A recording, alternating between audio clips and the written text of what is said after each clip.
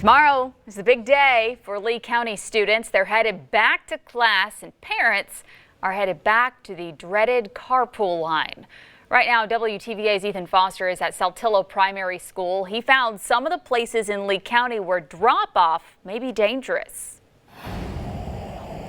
Emily, right now I am outside of Saltillo Primary School. You can see this nice sign behind me glowing.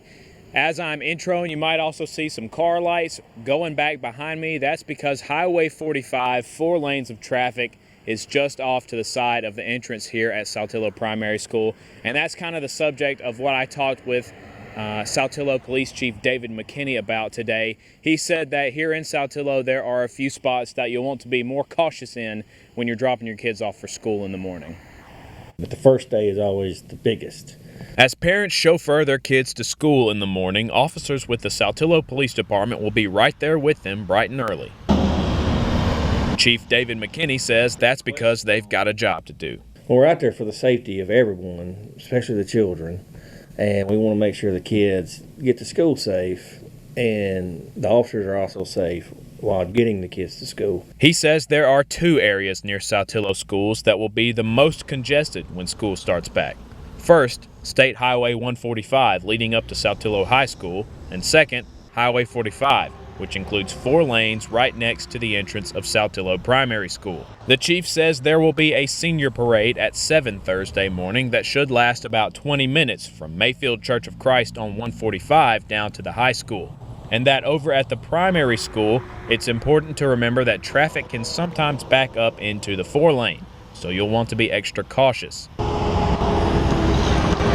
But there's no need to worry. Chief McKinney says there's something you can provide that will help smooth out the process. Patience, just patience, especially this first couple weeks. Try to pay attention when you're going by the schools and paying attention to the blue lights and such. And the officer standing in a row, you know, they will have a reflective vest, so they shouldn't be hard to see. It's important to stay patient with officers directing traffic because they're putting their lives on the line to make sure your kids get to school safely. Back in January, former Shannon Police Chief Johnny Patterson was hit by a car and severely injured as he was directing traffic in front of Shannon Primary School. He was taken off of life support a week later. Chief McKinney says everything he does is to avoid tragedies like the death of Officer Patterson. Directing traffic is it's a necessity, but it's there's so many distractions sometimes. The drivers may not see, or we try to put as many blue lights out there as we can. But it's still dangerous work, and that's why the Saltillo Police Department just needs everyone to work together.